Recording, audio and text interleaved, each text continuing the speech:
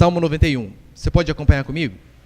Diz assim a Escritura: o que habita no esconderijo do Altíssimo e descansa à sombra do Onipotente diz ao Senhor: meu refúgio e meu baluarte, baluarte é proteção, meu refúgio e meu baluarte, Deus meu em quem confio.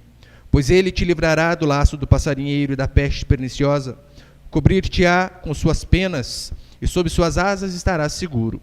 A sua verdade é pavês e escudo, não te assustarás do terror noturno, nem da seta que voa de dia, nem da peste que se propaga nas trevas, nem da mortandade que assola ao meio-dia.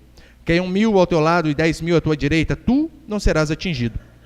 Somente com os teus olhos contemplarás e verás o castigo dos ímpios, pois disseste: o Senhor é o meu refúgio. Fizeste do Altíssimo a tua morada, nem o mal te sucederá, praga nenhuma chegará à tua tenda, porque aos seus anjos dará ordem a teu respeito para que te guardem em todos os teus caminhos. Eles te sustentarão nas suas mãos, para que não tropeces em alguma pedra.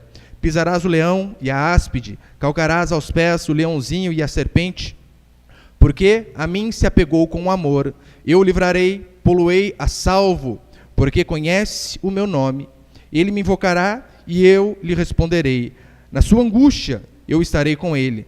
Livrá-lo-ei e o glorificarei. Saciá-lo-ei com longevidade e lhe mostrarei a minha salvação. Amém. Estamos encerrados. Não precisava pregar mais nada, né?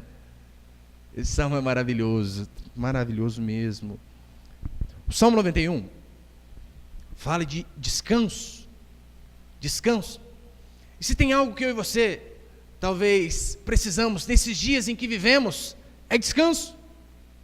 Por que descanso? Nós vivemos em um mundo dominado pelo terror. Nós vivemos em um mundo que está em trevas, como a própria Bíblia diz, como Paulo diz, no mundo tenebroso, coberto por trevas. Eu sei que alguns pensam, olha, idade das trevas é a idade média. Não é. Idade das trevas é hoje. Moralmente vivemos em trevas. Se você tem dúvida, é só olhar a lei que o nosso parlamento quer aprovar. As leis, né? Ideologia de gênero, ou seja, menino nasce menino, menina nasce menina, todos são meninics. Depois escolhe o que quer ser. Leis que tentam aprovar o aborto. Ora, se nós pregamos o amor entre irmãos, como nós podemos autorizar que uma mãe mate seu próprio filho? Vivemos em trevas, pode ter certeza. Se você liga a sua TV, é só desgraça. Liga no Datena para você ver, parece que escorre sangue da tela. É só tragédia, é aflição, é dengue, zika vírus, chikungunya, H1N1 e um monte de coisa. De fato, vivemos num mundo tenebroso, onde políticos são criminosos, literalmente. Eu vi algumas propostas de uns candidatos a presidente, e alguns dizem que, se eleitos, darão indulto, soltarão o maior criminoso que esse país já conheceu, Lula ladrão. Esse é o país em que vivemos em trevas, vivemos aterrorizados. Qual é a palavra da moda? Terrorismo. Vem de terror mesmo. Vivemos apavorados o tempo todo. É por isso que o ser humano, ele ama a palavra segurança. Quem aqui não gosta do seguro-desemprego? Olha que maravilha. Por que muitos procuram um serviço do governo, por mais que não tenha aptidão? Por quê?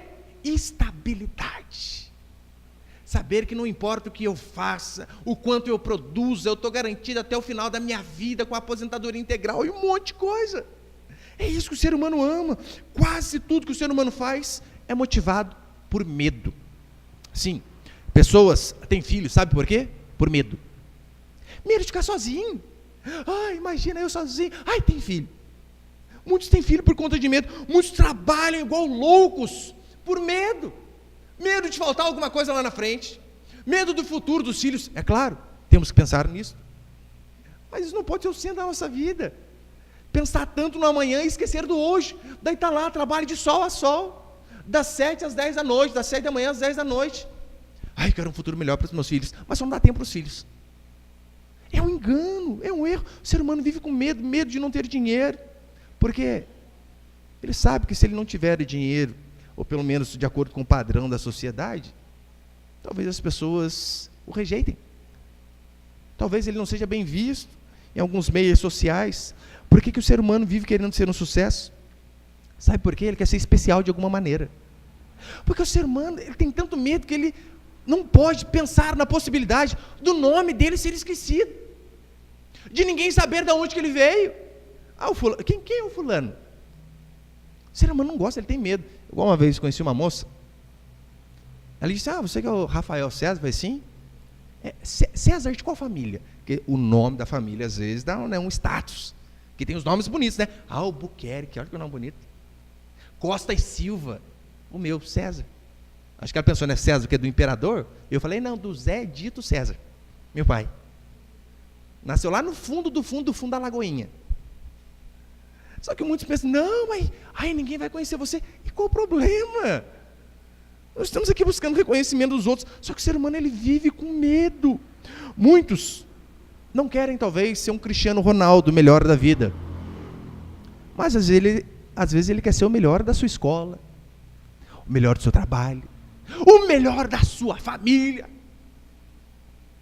Porque medo de ser esquecido. Agora, se tem algo que de fato põe medo no ser humano, é o futuro. Pensar no que será de nós o amanhã. Quantas mulheres que, por medo de acabar sozinha lá na frente, pegam qualquer traste enviado do Satanás que aparece. E é claro, o homem também, é verdade. Se eu ficar para titia, qual o problema? Alguns foram chamados para casar e outros não. Mas o medo é tanto que acaba fazendo besteira, acaba sendo covarde. E com base nesse salmo maravilhoso, né? Hoje eu quero passar apenas alguns princípios aqui, alguns perigos deste mundo que eu e você estamos sujeitos a passar, quer você queira, quer não. Primeiro, põe ali, por favor. Primeiro princípio que nós vemos no Salmo são doenças. Você pode acompanhar comigo o versículo 3 do Salmo 91? Do 3 até o 6, diz assim a Escritura. Pois ele te livrará do laço do passarinheiro. Pastor, o que é laço passarinheiro? É a arapuca do capeta, para você entender melhor. Pois ele te livrará do laço do passarinheiro e da peste perniciosa. Cobrir-te-á com suas penas e sob suas asas estarás seguro. A sua verdade é pavês, escudo, ou seja, proteção.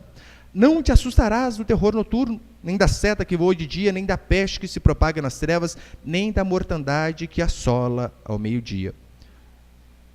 Se tem algo que assola o ser humano hoje, são epidemias. Todos nós podemos sofrer com isso, você sabe disso.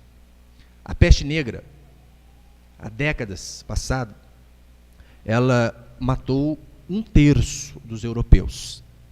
De cada 3 pessoas, uma morreu da peste negra. Sabe como que era transmitida a peste negra? Ratos e pulgas. Coisas que estão por todo lado, inclusive na sua casa. Você sabe que tem, né? Nos bueirinhos lá tem.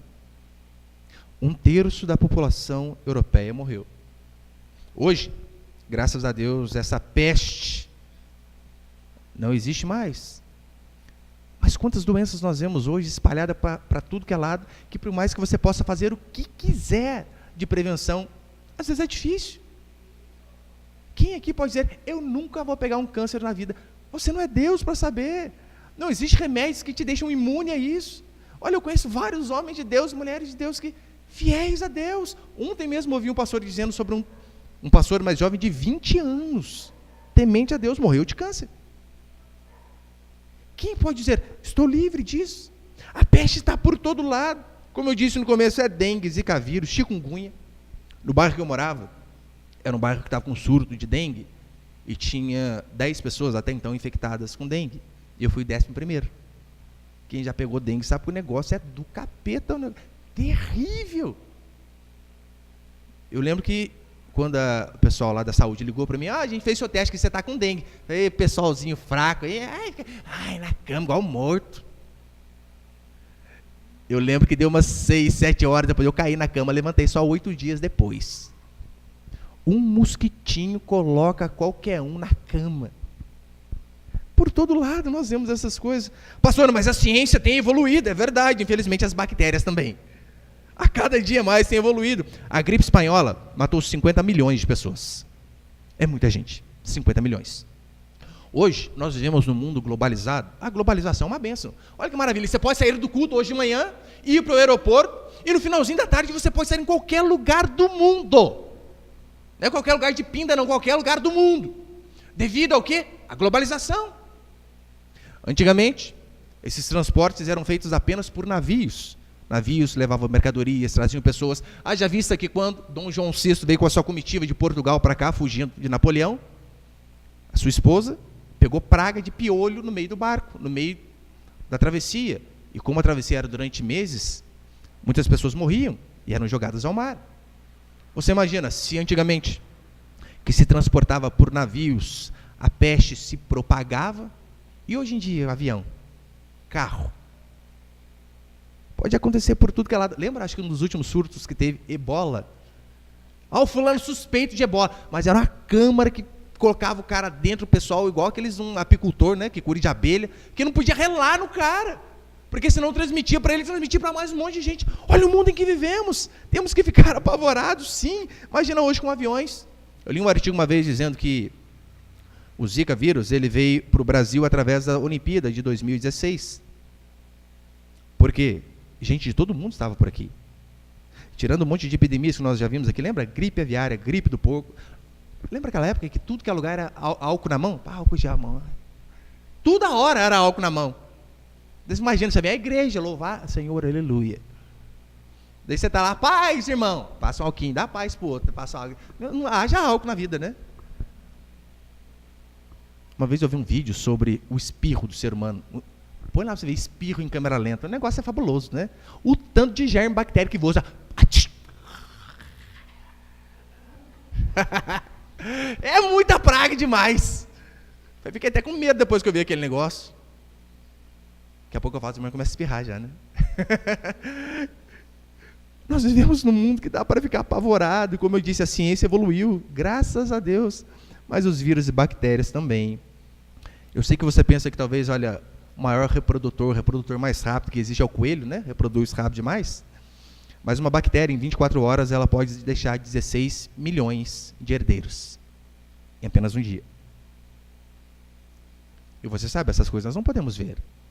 Se você pudesse ver aqui o ar, meu irmão, você ficava apavorado. E tem motivo, é claro, para nós ficarmos apavorados. Mesmo tomando os maiores cuidados possíveis, corremos risco, como já disseram, né? Para morrer, basta estar vivo. Pastor, mas eu cuido bem da minha saúde. Eu vou dar um exemplo só para você.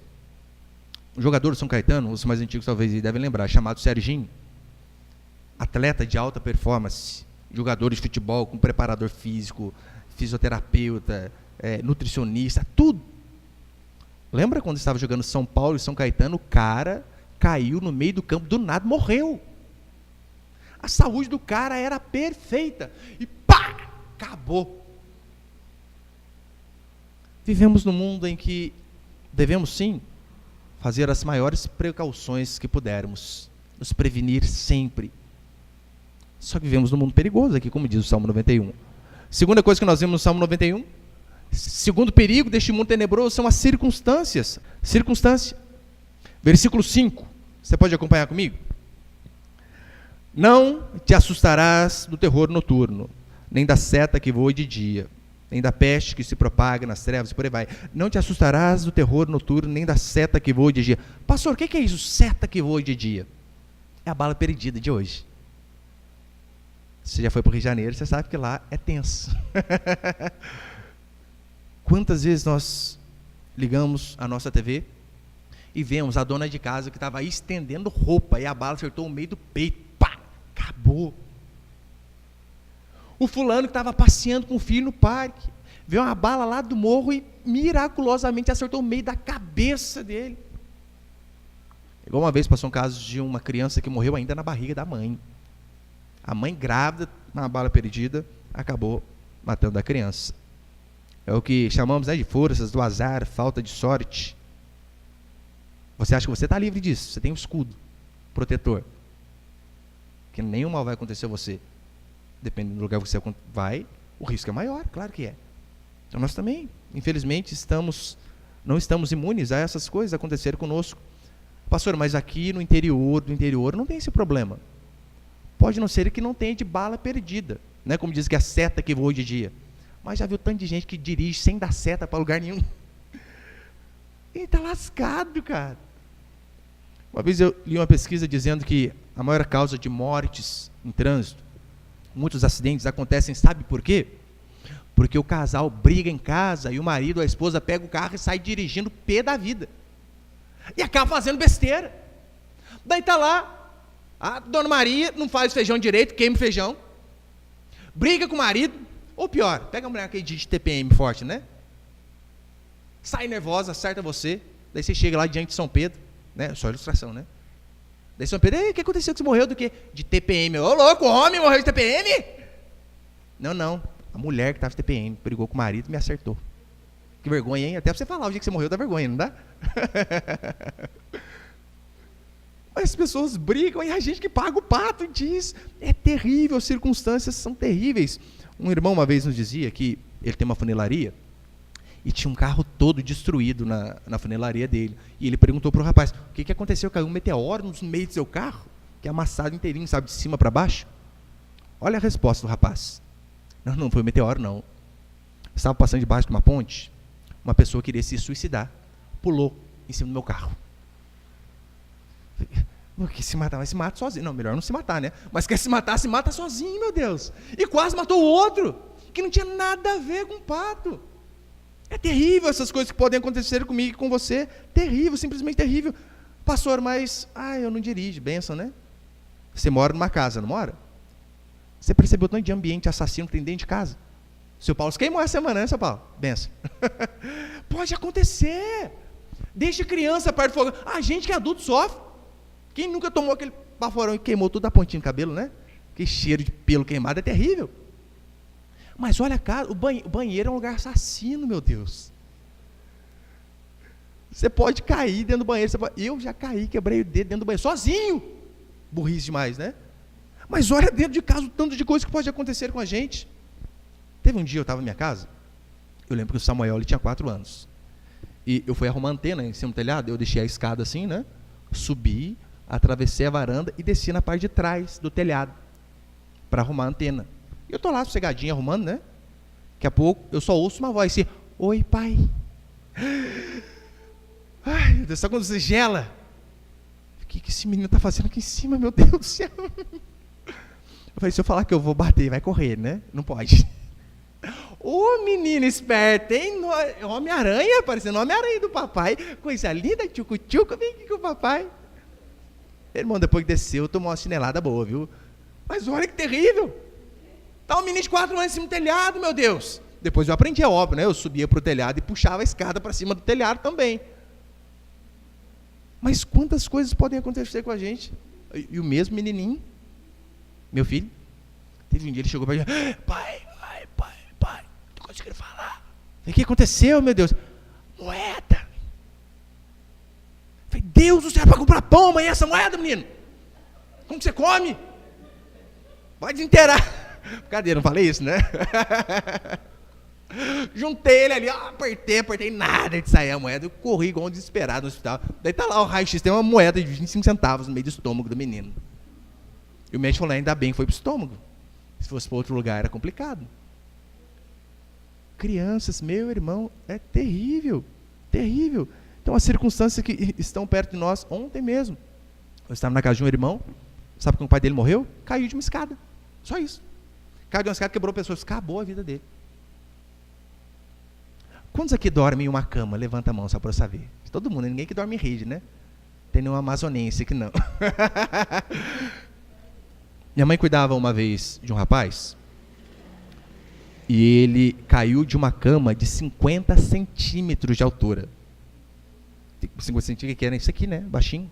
Quase só o colchão. Ficou tetraplégico. Nunca mais andou. Só um tombinho de leve da cama. Se Deus não proteger a gente está lascado, meu irmão. Vivemos num mundo terrível. Por isso que você tem que orar todo dia, Senhor, me protege, porque o tanto de louco andando na rua, o tanto de pessoas mal intencionadas, e algumas talvez nem mal intencionadas, às vezes descuido. Pessoas que às vezes têm crise, dormem no volante, e bum, pode acertar alguém. Se Deus não proteger a gente, pode ter certeza, ainda que você coloque o FBI e a NASA para te proteger, não vai adiantar coisa alguma. Mas terceiro perigo desse mundo tenebroso, os humanos, olha o que diz, versículo 8, do Salmo 91. Somente com os teus olhos contemplarás e verás o castigo dos ímpios. Pastor, quem é o ímpio? A Escritura diz que o ímpio é o homem mau. Né? Recentemente, o candidato à presidência sofreu um atentado. Milhares de pessoas a favor dele, uma contra, e essa uma conseguiu quase arrancar a vida dele. O homem é mau. E disse que foi Deus que mandou, isso que é legal, né? Deus mandou. Mas você nunca leu Não Matarás? Como que Deus mandou?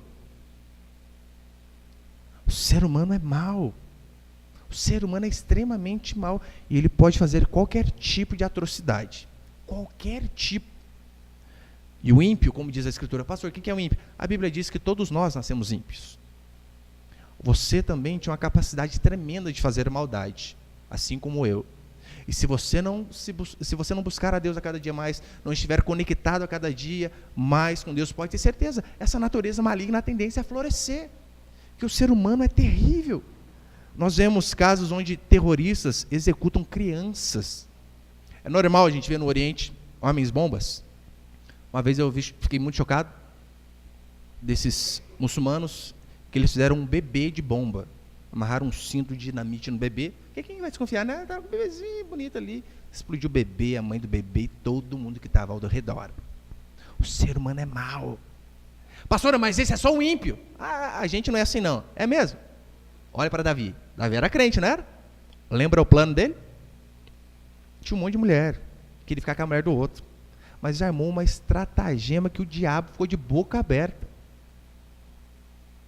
Foi lá, pegou a mulher do cara, chamou o cara, aí ele tirou as férias da guerra. Não, você está na guerra. O rei chama você embora, quem que não vai?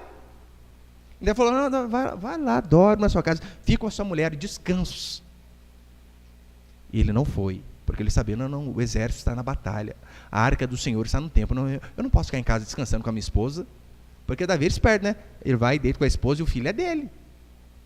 Esse era o plano dele. Urias não foi. Então diz a Escritura que o rei dá presente para Urias, que o rei embriaga Urias. Calma aí, presente não deu, vamos encaixaçar o homem. Quem sabe assim, ele se deita com a mulher dele. Ele não fez isso. Então diz a Escritura que Davi escreve uma cartinha para Joabe, que era comandante do exército, e disse assim, Joabe, escreve uma cartinha, né, e dá para Urias levar para Joabe. O que estava escrito na carta, pastor? Estava escrito para colocar Urias na frente de batalha. Frente de batalha, você sabe, né, bucha de canhão, você vai morrer. E dá para Urias levar essa carta. Ou seja, ele estava levando a sentença de morte. Se Urias fosse só um pouquinho curioso, meu irmão. Aí deixa eu ver o que o rei escreveu. Era só dar uma abridinha de nada ali. Ele veio, o quê? Eu vou morrer. Rasga a carta. Urias era tão fiel que ele não fez isso. Isso é fiel, hein? Levou a carta, Joabe leu, coloquei ele na frente de batalha, então ele morreu. Pastor, que plano diabólico. Quem planejou isso foi o homem segundo o coração de Deus. O ser humano, pouco período que ele se afasta de Deus, ele pode cometer atrocidades. Gente que de fato coloca medo até no diabo. Que tem ser humano que tem uma mentalidade, meu irmão. Vocês já ouviram a história do diabo no psicólogo? Não, né? Você já ouviu? Vou contar de novo.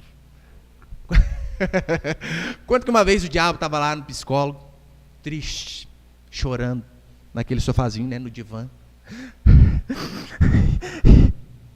E o psicólogo, seu diabo, o senhor precisa se abrir, rapaz. Conversa com o que te aflige, criatura do maligno.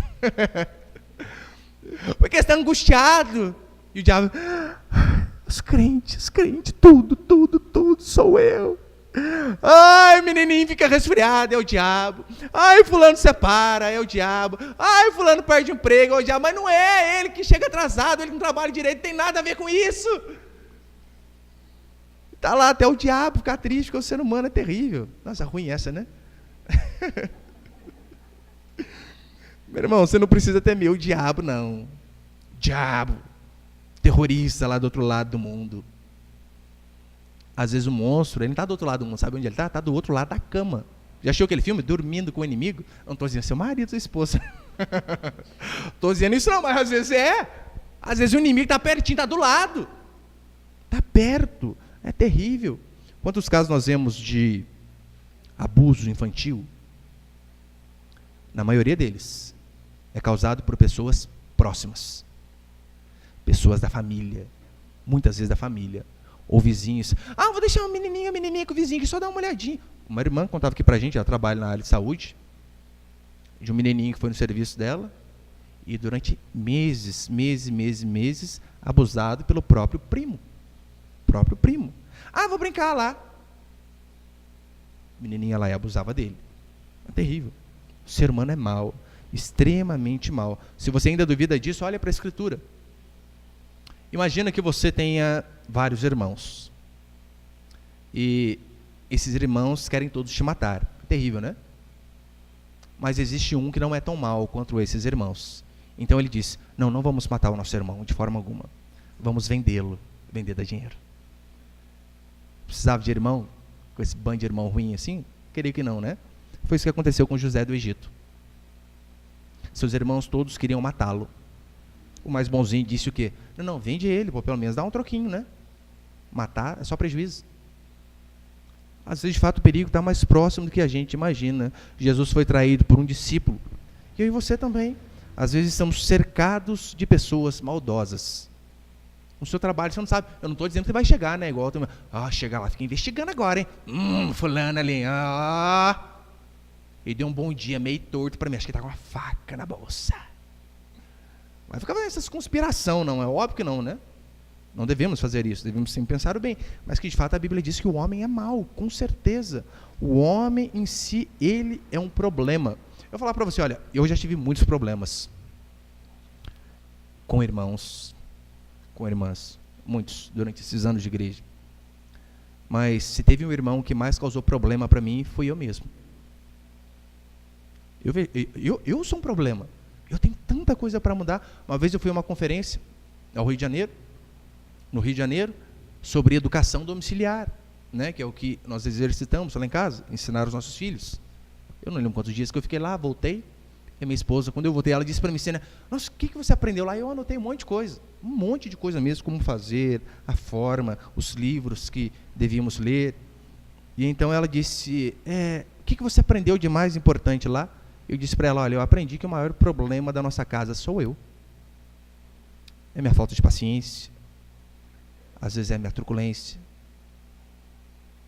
às vezes é a paciência com os outros, mas um pavio curto com os meninos. Às vezes eu penso em ajudar todo mundo e esqueço de ajudar você. Esse é o grande problema de casa. Porque quando nós reconhecemos, aí há oportunidade de mudança. Agora, se você não vê que você também é um problema, você não precisa mudar. O problema está sempre no outro. Eu já cansei de aconselhar casais. Eu chego lá, irmão, o que aconteceu? Ah, pastor, essa mulher que é enviada do Satanás, essa mulher. Só pode. Deus mandou a Jezabel para mim. A Jezabel incorporou na minha esposa. E a recíproca é verdadeira. Pastor, esse homem aqui não é possível. Eu casei com o inimigo. Lembra aquela parábola, né? Olha, eu plantei o joio, dormi, cresceu. Está aqui, pastor, o joio aqui em casa. Só que quando a gente sempre coloca a culpa no outro, a gente nunca muda. Quando o problema é sempre quem está do lado, é sempre o vizinho. Eu podia falar, esse menino também vive tirando minha paciência. Ou será que sou eu que sou impaciente? O problema talvez é minha esposa que sempre erra, ou eu que não tenho longanimidade, como preguei quarta-feira. Então o grande problema do ser humano, o seu grande problema, pode ter certeza, na maioria das vezes é você. Como eu já disse várias vezes, né? Se você pudesse chutar o traseiro do maior responsável pelos seus problemas, você ficaria uma semana sem sentar. Pode ter certeza. Quarto, os perigos espirituais. Olha o que diz a Escritura. Cobrir-te-ás com as suas penas, e sob suas asas estarás seguro. Da sua verdade é pavês e escudo. Pastor, o que a Escritura diz, né? Que é, te livrará do laço, versículo 3, né?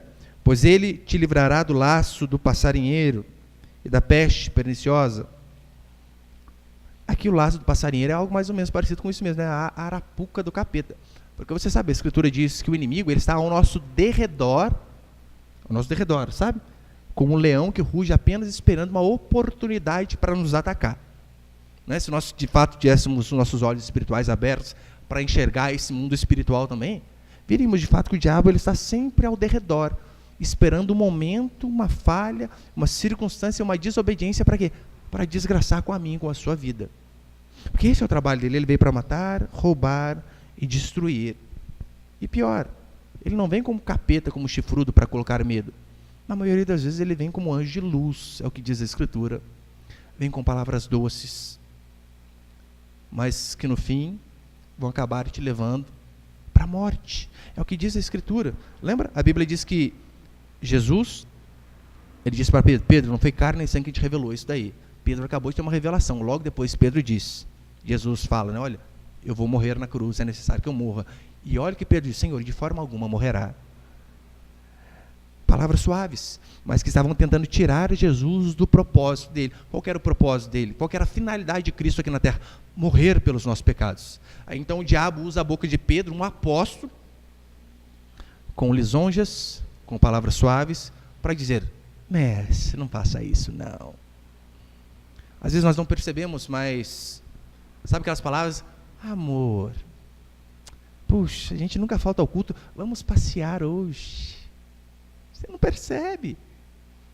Mas às vezes através de palavras e intenções aparentemente boas, nós deixamos ser influenciados de coisas que nos tiram do caminho. Pastor, mas é pecado faltar no culto? Primeiro, óbvio que é. No Antigo Testamento morria quem faltava no culto. Imagina se fizesse isso aqui, hein?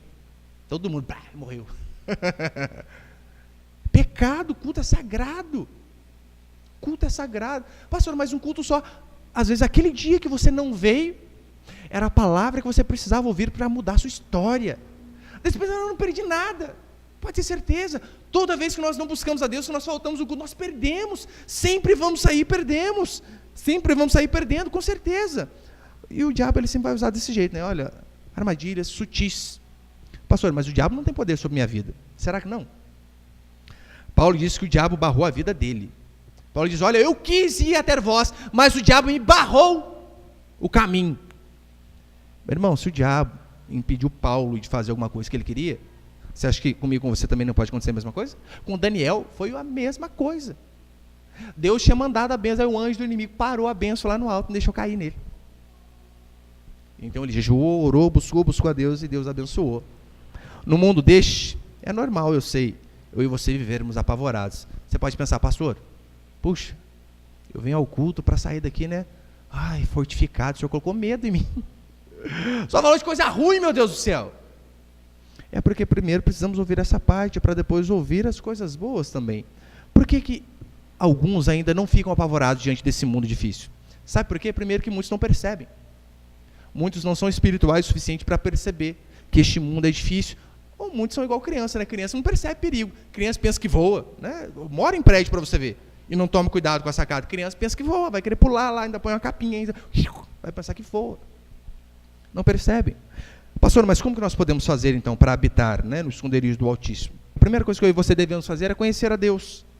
No versículo 1 diz isso: olha, o que habita no esconderijo do Altíssimo e descansa à sombra do Onipotente. Olha, o que habita. Pastor, como assim? O que é habitar no esconderijo do Altíssimo? Não estou dizendo que habitar no esconderijo do Altíssimo é você estar neste lugar como você está agora. Não é aqui que é o esconderijo do Altíssimo. Aqui você recebe alimento, força, sustento, para que você possa ter uma semana de acordo com aquilo que a palavra de Deus diz. Não quer dizer que neste lugar você está protegido. Você precisa estar em Deus, e isso é diferente. Isso é muito diferente. E ele ainda diz que, né, o Senhor é o meu refúgio. Você percebeu? E sempre as palavras que o salmista usa aqui é a seguinte: olha, o que habita no esconderijo do Altíssimo descansa à sombra do Onipotente, diz ao Senhor: meu refúgio, meu baluarte, Deus meu. Quem de fato habita em Deus, ele sabe dizer: Deus não é um Deus distante, mas Ele é o meu Deus. Ele não é apenas um Deus que está no alto e sublime trono, mas esse Deus Emanuel, que também está comigo em toda e qualquer circunstância. E Ele sabe dizer isso de fato com esse pronome, né? Meu. Agora tem muitas pessoas que pensam que o Deus é do pastor, que o Deus é do líder do pequeno grupo, que o Deus é dos irmãos mais antigos, e se esquecem de olhar para si, assim como Saul fez. Saul chega em Samuel e disse: Samuel, ora ao seu Deus ao meu favor. Consegue perceber? Para Saul assim: olha, você precisa orar ao seu Deus para que ele tenha misericórdia de mim. Diferente de Davi. Davi orava ao Deus dele. E assim você também precisa entender, meu irmão, esse Deus, ele é seu e não é apenas meu. É claro, ele é meu também.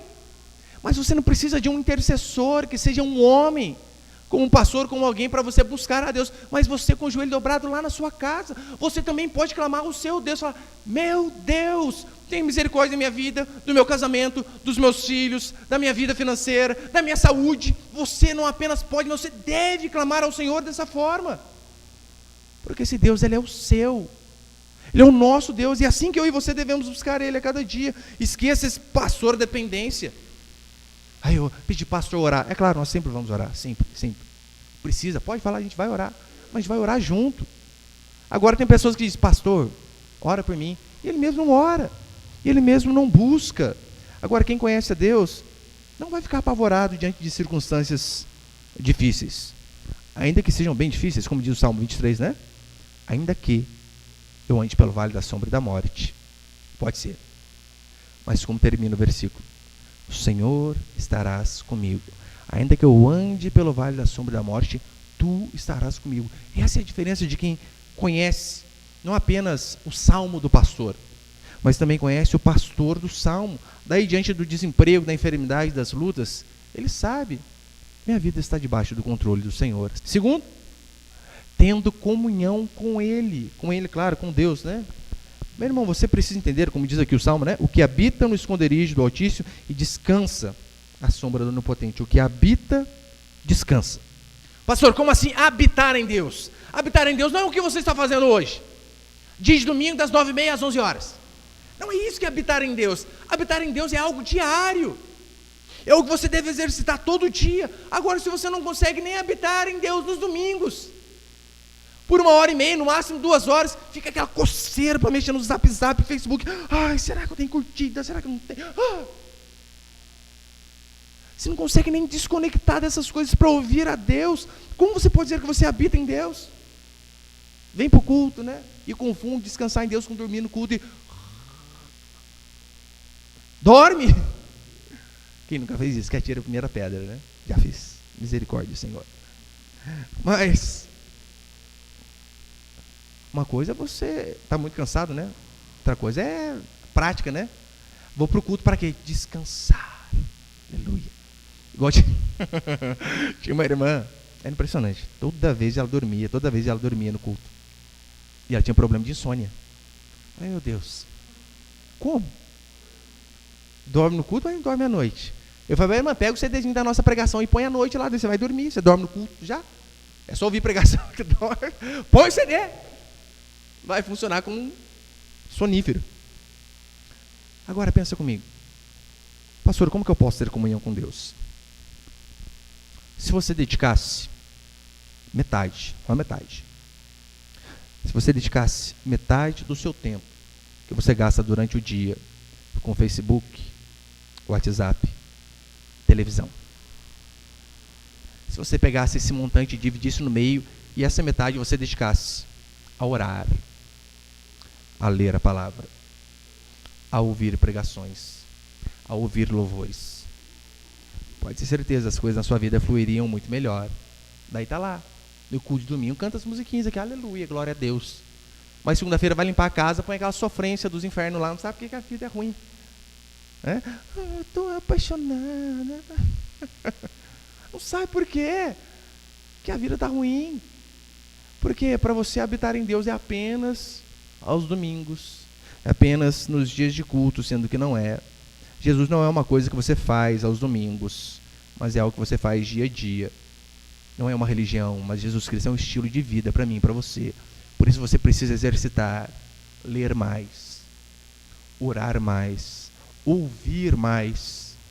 Porque o que nós lemos, o que nós ouvimos, é aquilo que vai nos formando como ser humano. Lembra do que diz a Escritura em 1 Tessalonicenses 5,17?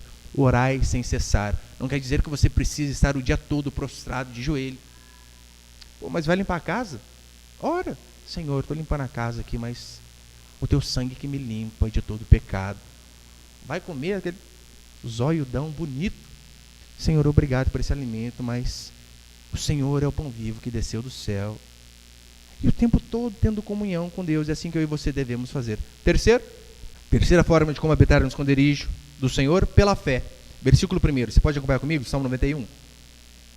O que habita no esconderijo do Altíssimo e descansa a sombra do Onipotente. Verso 2, diz ao Senhor, né? Falamos a Deus, diz ao Senhor.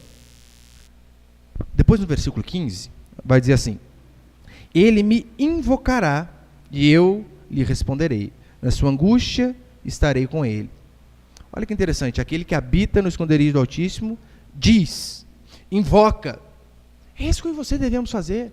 De fato, crermos que quando nós estamos orando, nós não estamos falando palavras ao vento, mas nós estamos falando a um Deus que ouve o meu e o seu clamor. Que quando nós abrimos a nossa boca e falamos: Senhor, me ajuda, Senhor, preciso tomar uma decisão, Senhor, cuida da minha família, Senhor, tem misericórdia de mim no meu trabalho, Senhor, cuida de mim. Que quando nós de fato abrimos a nossa boca e clamamos ao Senhor, que sim, de fato Ele nos ouve. É como diz Paulo: crie, por isso é que falei. Se você de fato acredita, crê em Deus, você precisa abrir a sua boca, exercitar, orar mais, clamar ao Senhor mais e mais a cada dia, porque é a fé que vai fazer eu e você vencermos esse mundo difícil, esse mundo cruel. Se você não tiver fé, meu irmão, é muito difícil. Pode ter certeza, você não vai obter êxito. Em 1 João 5,4, a Escritura diz assim: e essa é a vitória que vence o mundo, a nossa fé. É a fé que vai nos livrar do medo, dessas circunstâncias terríveis. Você acreditar que, olha, sim, esse mundo é tenebroso, esse mundo é difícil, mas eu creio num Deus que está acima de todas as circunstâncias, de todos os problemas, e de um Deus que de fato me guarda, de um Deus que de fato me protege. Em Lucas capítulo 8, versículo 50, a Escritura diz assim: não temas, crê somente, ela será salva. Lembra? Caso em que aquele pai, a menininha tinha morrido, e Jesus indo lá e disse: não temas. Todo mundo falou que ela morreu, né? Pode ficar tranquilo. Até na morte eu dou um jeito. Crê, crê. É isso que eu e você precisamos fazer. Porque o oposto de fé é medo. Medo. Medo é resultado de uma fé pequena. Jesus, quando ele vai repreender os discípulos, ele não diz: vocês não têm fé. Ele diz assim: homens de pequena fé. Eles até tinham fé, mas era uma fé deficiente, uma fé pequena. Pastor, como nós fazemos para crescer em fé? A Escritura diz que é pelo conhecimento da palavra. Nós vamos conhecendo a Deus, vamos descobrindo mais a Deus em sua palavra, vamos ouvindo mais o Senhor através de pregações, e isso faz a minha e a sua fé aumentar a cada dia mais. Às vezes não é o problema que é grande, às vezes é a minha e a sua fé que é pequena. O problema às vezes é mínimo, mas a minha e a sua fé às vezes é pequena. No Salmo 23, no versículo 4, ele vai dizer assim: olha, ainda que eu ande pelo vale da sombra da morte, tu estarás comigo. A circunstância pode ser difícil, mas a certeza de Deus estar conosco. É só você lembrar do exemplo de Jesus Cristo. Jesus, ele dormiu na tempestade. Lembra? Os discípulos apavorados. Cadê o Senhor? Cadê o Senhor? Eles vão lá no navio, está tirando um cochilo. Um travesseiro ainda, diz a Escritura. Imagina, Jesus, não sei se o travesseirinho estava aqui, né? Estava no meio da perna, abraçadinho. O barco quase virando. E Jesus dormindo. Agora, se Jesus dormiu no meio da tempestade, eu e você também, pode ter certeza, vamos conseguir andar em paz, mesmo num tenebroso, mesmo diante de circunstâncias difíceis. Nós vamos poder dizer, como diz o salmista: meu Deus em quem confio, Ele sempre vai estar comigo. Pastor, só em circunstâncias boas? Não, também em circunstâncias difíceis. Para encerrar, no Salmo 41, põe ele, por favor. Salmo 41, versículo 3. O Senhor o assiste no leito da enfermidade. Na doença tu lhes afofas a cama. Eu sei que muitos não gostam, né, desse tipo de versículo, mas até na hora mais difícil, olha o que a Escritura diz: o Senhor o assiste, o ajuda. Assistir e de dar assistência. O Senhor o assiste, o dá assistência no leito da enfermidade, na doença. Tu lhes afofas a cama. Até nas horas mais difíceis, eu e você vamos poder dizer: o Senhor está comigo, o Senhor é o meu pastor, aquele que habita no esconderijo do Altíssimo e descansa à sombra do Onipotente. É apenas aquele que habita em Deus, é aquele que vai conseguir descansar em Deus também. Amém, meus irmãos? Só em ti confio.